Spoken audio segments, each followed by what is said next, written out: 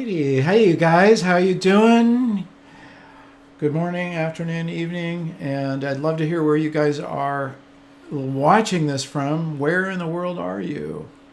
And it's always good to connect with our friends here on AYP. So, we will be getting the show going in a second. I want to just kind of talk about a couple of things. First of all, it's pretty much spring here in California. I don't know what it's like where you are in the world, but we've got blossoms, we've got the sun out. It's just amazing. Spring. Listen, spring is always where, we get new growth, we get things starting. I want you to be thinking about that in terms of your photography. It's like, this is the time we've set our goals, at the beginning of the year. Now, this is the time to make sure those goals are happening, okay? Just keep that in mind. All right, we're just going to dive in and get started. And as you guys join us, just tell us where you are in the chat here.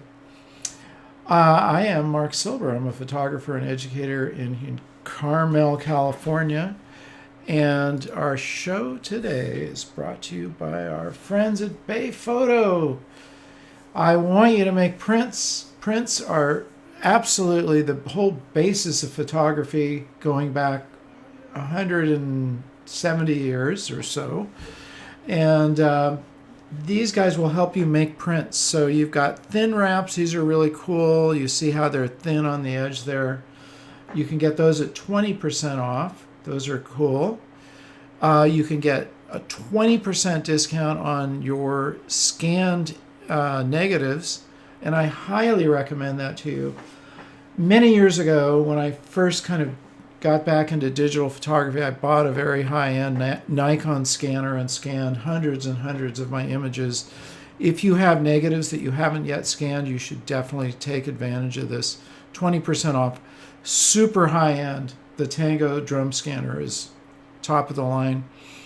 You can get 20% off on acrylic prints and blocks, which are these things down here. That's really cool.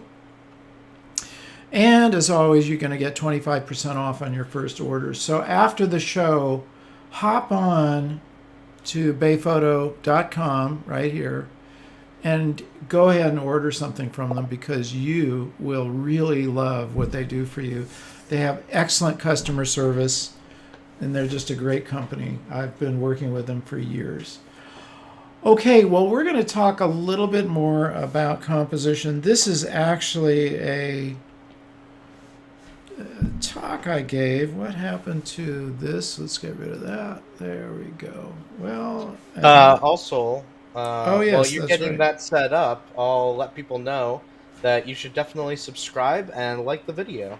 Oh yes, Uh, let's play that little subscribe, like the video, and enable the bell. And also, we want to give a shout out to our friend Craig. Tell him what's going on with Craig, Jared. He's got an exhibit, and we're really yeah, stoked about that. so a good friend of ours who's been a student of Mark, Craig Kircho, has a exhibit that he is currently doing. If you happen to be in the Houston area, you can go see it in person.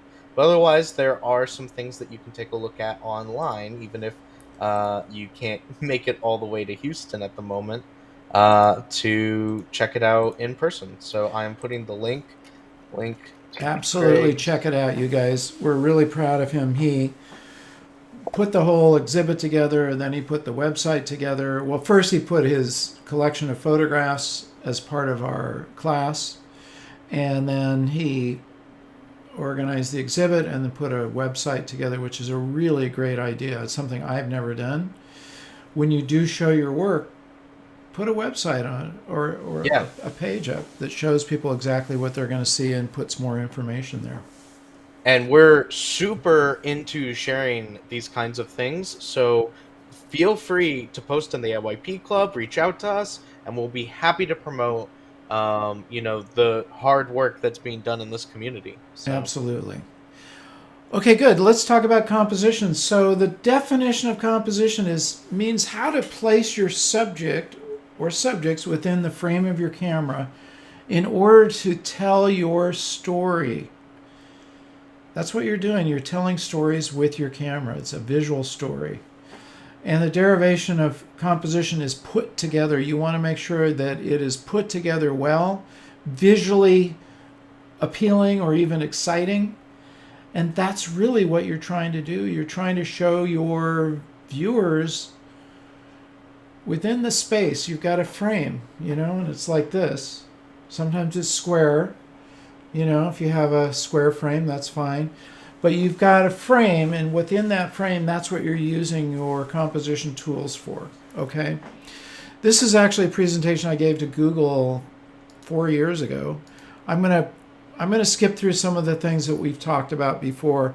Framing. Now, this is a really cool example of framing from our friend Bob Holmes, which is frames within frames. I really, really love this. You can see it without the dotted lines on the left.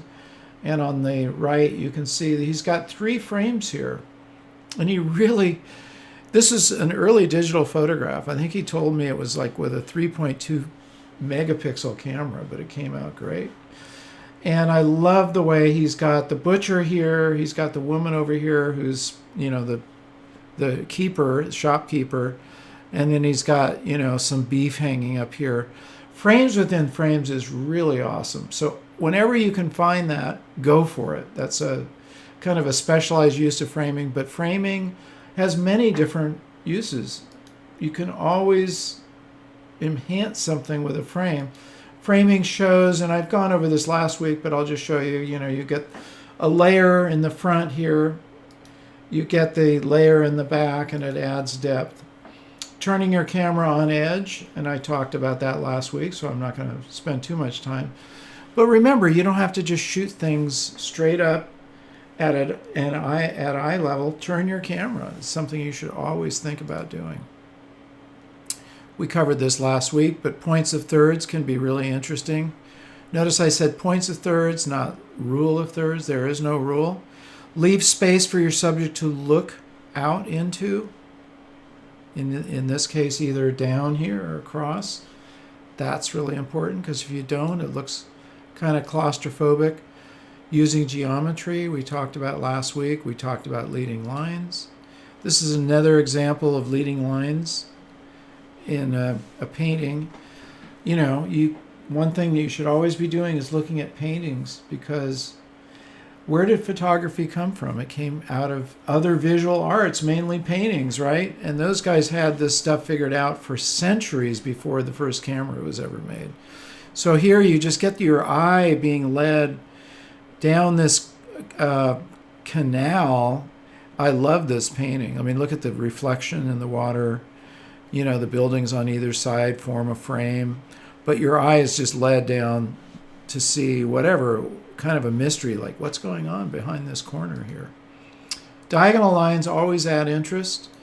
Bob Holmes, the fantastic award-winning photograph he had, but in addition to just his genius in waiting and waiting and waiting for the fourth woman to come along, the diagonal lines help add the feeling of motion to this.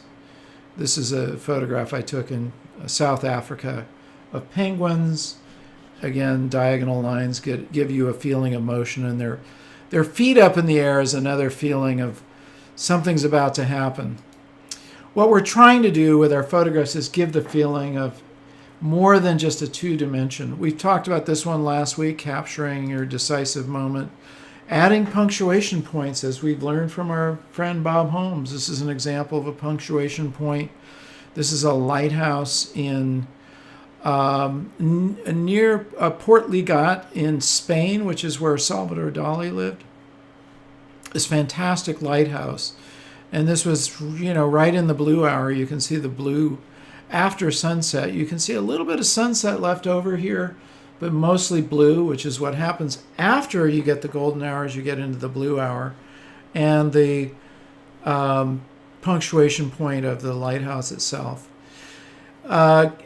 Capturing a gesture is part of decisive moment. This is Bob Holmes. Lovely photograph of these dancers. And if you look at just the perfect gesture of her foot, her hand, same thing over here. Boy, Bob was just waiting for that, and he, pressed the shutter at the right moment. Using different angles, we talked about these last week, so I'm not going to get into that. Getting the viewpoint. Now, one thing you can do is if you shoot, and this is using the viewpoint of motion as they're moving. These are 3 of my boys here on a very small bike. And I pan the camera to kind of get the viewpoint of what they would have been seeing, with the trees being blurred behind them. If I had held the camera straight and stopped the motion, we wouldn't get that feeling of both the motion and also the viewpoint of these guys as they're on the bike. This is a book that I drew a lot of information from called Composition Made Easy. It's for painters, but I got permission from the publisher. William Paluth wrote this, and I pulled out of it the things that he recommended for painters and moved them into photography. He talks about grouped shape composition. What is that? It's where you have a number of different shapes and you group them together. Let's see if I've got it. Yeah, here we go. So this photograph is an example of that. So we've got on this group here, we've got the clouds and the mountains. And that's actually this is just basically the clouds there. And then we have the mountains on the in the far background. And then we have in the foreground, we have some more mountains here. And those all group together to give a compositional technique called grouped shape composition. I'll just go back to it so you can see. And that really adds a feeling of depth, doesn't it? So, we have the foreground here of these trees, we have the water, and then we have these different shapes all kind of coming together. That was a very happy accident, driving along and just capturing that just kind of at the last minute before the sun disappeared under the mountains there. Patterns are very interesting. We talked about that last week. So look for patterns, look for ways of breaking them up. Then we have the golden ratio, which gives you a different kind of view. See the grid lines here? That's called the golden ratio. And that's very different than the, quote, points of thirds. Just gives you a different way of lining up your photographs. When you put your subject on those lines, it's going to be, and it can be, interesting. It doesn't have to be.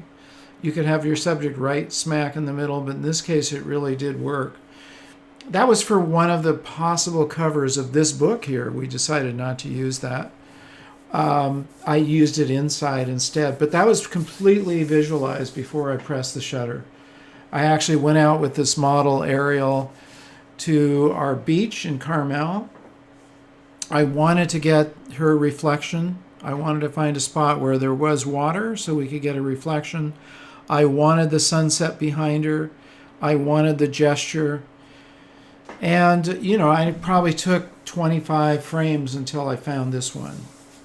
That's what you have to do sometimes. But, this is an example of visualization and using your different tools, reflection, using the golden ratio, using all those different tools, putting them together. The golden ratio goes back, early written history, to 447 BC, which is what? Over 2,500 years ago.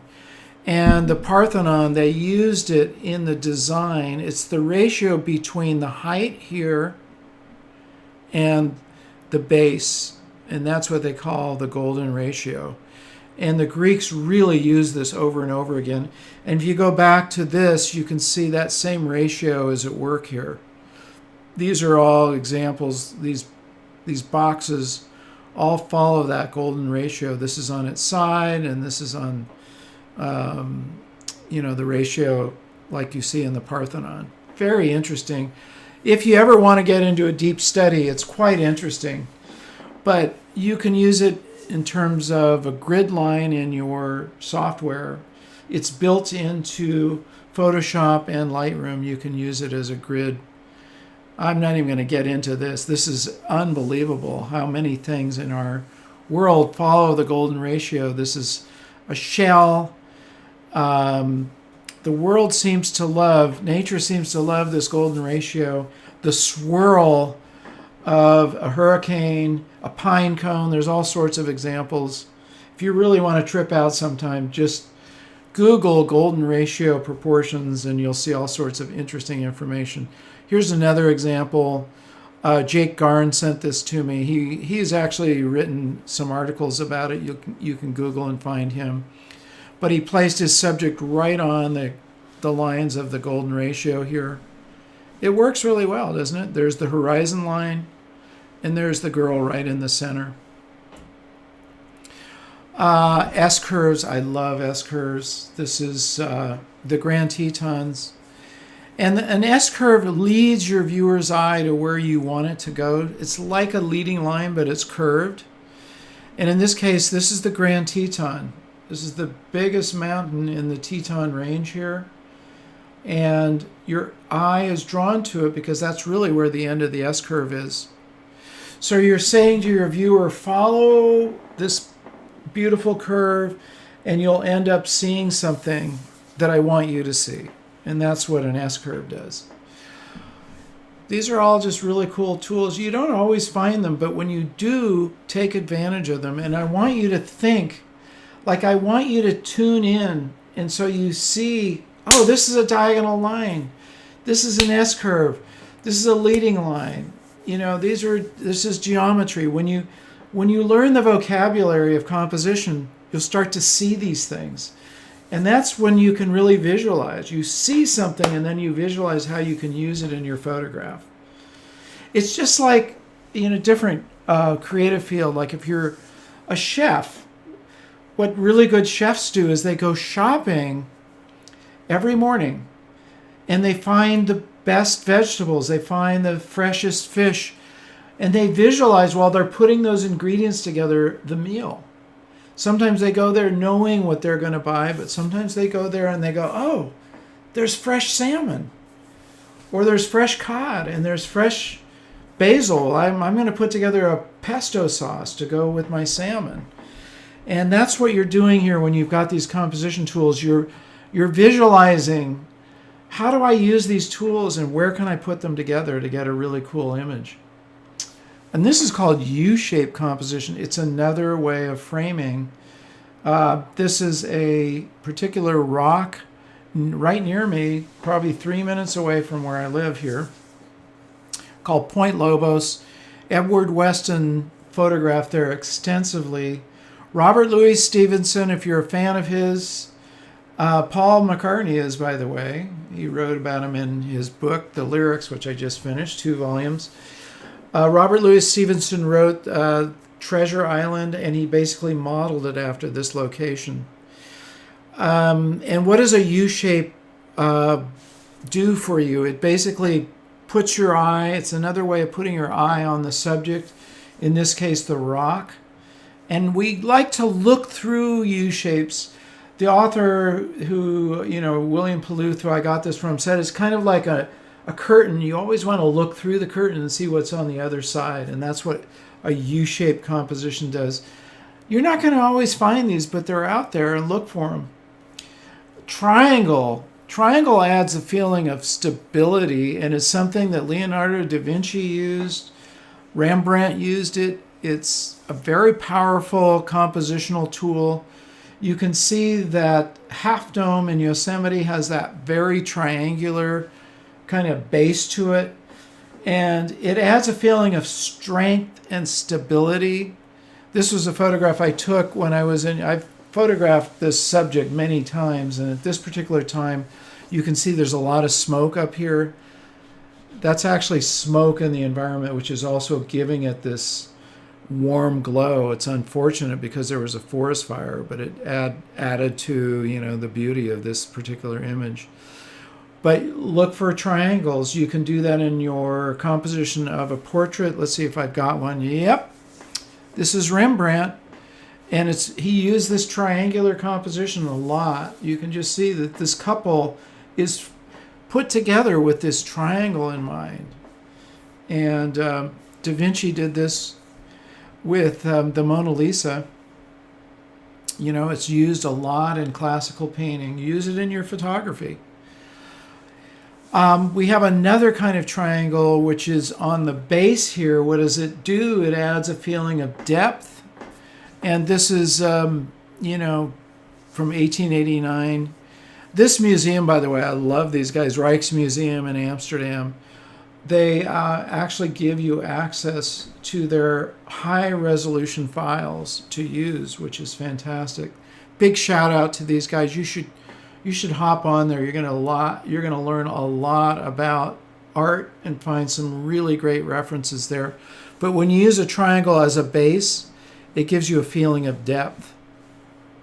This reminds me of Lou, who did a whole project on windmills in England. Cross composition and eye movement. This is kind of covering two things at once. Eye movement means where does your eye enter the frame and where does it leave? So in this case, there's kind of a path here, and your eye tends to just naturally start here and work its way through this path up into the trees. This is also called cross composition. There's kind of a cross between this line here and the line of the tree going this way. And your eye can kind of cross over these things. And it tends to pull your eye to this point right here. And from there, it's not a very long walk with your eye up to the rest of the image. Interesting, isn't it? Finding contrast. I love contrast in general. Contrast doesn't just mean the difference between black and white, although in this case it does. You've got the white shirts, the white hat, and most of this photograph is very dark. This is a couple little boys on a path.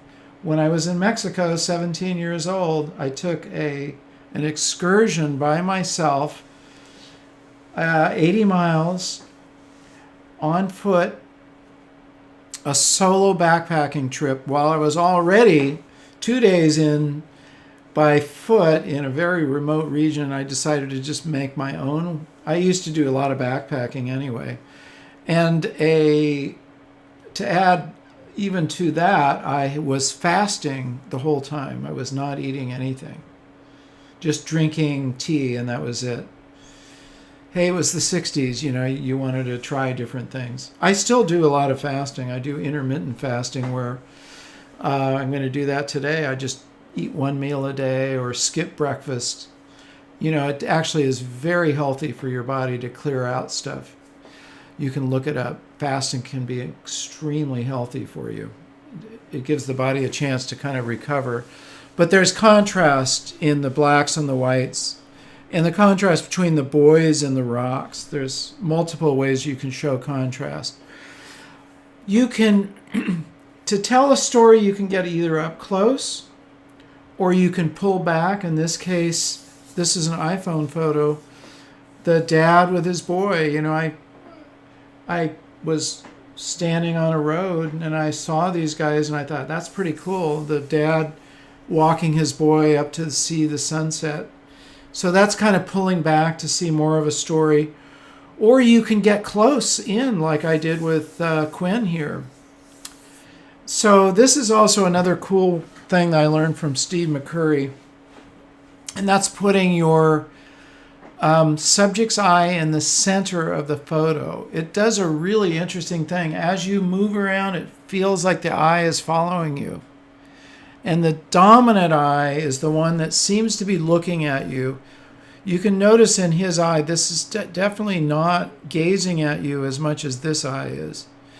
You can see that in most photographs. You can zero in and you can see what the dominant eye is. Try placing it right in the center of this photograph. This is I love this photograph. This is Quinn, who is now almost 12 years old. Eating a strawberry. He was much younger here. You can see the strawberry in his hands.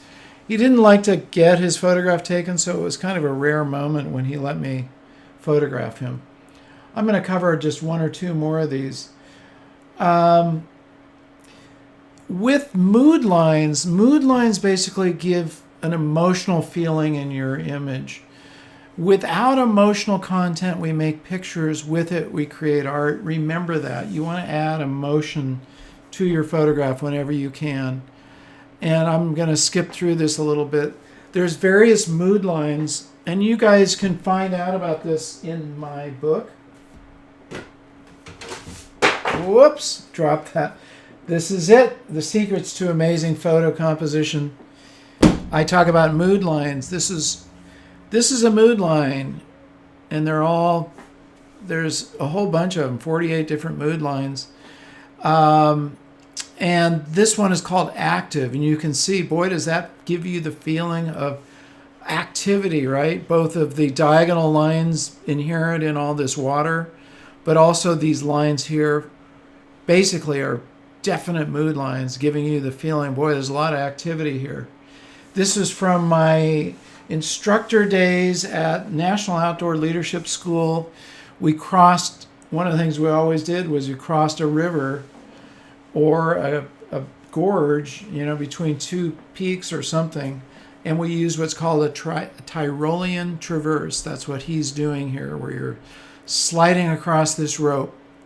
And there is a safety line on him here. You can see right here, this is a safety line. So if something happened and this broke, we could still drag him out of the river with that line. This is another one which is passive, and it makes sense that a very straight line gives you a feeling of things being passive.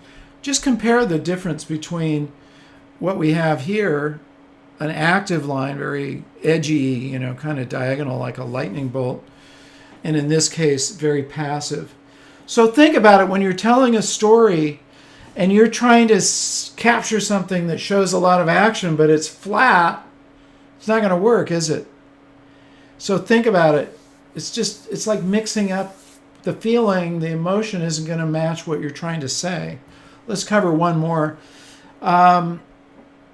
This is also captured with an iPhone. Structural and solid has this feeling like this, and that's what this is here. It's kind of, showing a building. This is the Ferry Building in San Francisco. Well, that's all I'm going to cover for now, you guys. We could talk about composition a lot more, but I want you to try these things. I just am about to release a new book. It's coming out soon, and it's Composition Field Guide. It's going to be out hopefully within a couple of weeks. You guys will be able to get it. Stay tuned for that. And believe it or not, I'm actually giving that book away. I just finished another book, which is Understanding Your Camera, which takes your camera and gives you all the key concepts you need to know. What I'm doing is creating a series of books rather than putting them all into one book like this. I'm actually taking sections of this book and creating them on specific subjects like composition and understanding your camera. I've got some other sections. Those will be coming up soon, so stay tuned for that. And yes, you can get my book on composition right there. Thank you, Jared. Well, that's about it. Next week, you guys, we have Dan Milner joining us live. Jared, what do we think the topic is going to be? I know you shot me something on that. Oh, we've got a lot of different ideas. We know you guys love hearing Dan talk about storytelling. So that will probably be a part of it, because Dan is just such a really talented storyteller. And we know that you guys love hearing his perspective on that. So absolutely. So make sure you guys join us next week, same time, 10 a.m. Pacific on Thursday. Don't miss Dan Milner. And thank you guys for joining me. Remember to subscribe, enable the bell so you don't miss any of our shows. Leave your comments. I love reading your comments. And I'm glad to see Paulo. Yes, composition. I could talk endlessly about it, and maybe I should just keep going. We'll make this the composition channel. Why? Everybody else is talking about equipment. Let's talk about what you do with that equipment, how you fill the frame. What do you use your mind for? You visualize the composition. That's what it's all about. Doesn't matter what camera you have either. It kind of doesn't. You can use any camera. You can use your iPhone. You can use one of these old cameras here. You can use any kind of camera you want, and you should. Okay, you guys, thanks for joining us. And last but not least, Say it with me. You know the words. Remember to get out and capture your own images of life. Love you guys. Stay creative, and we'll see you next week.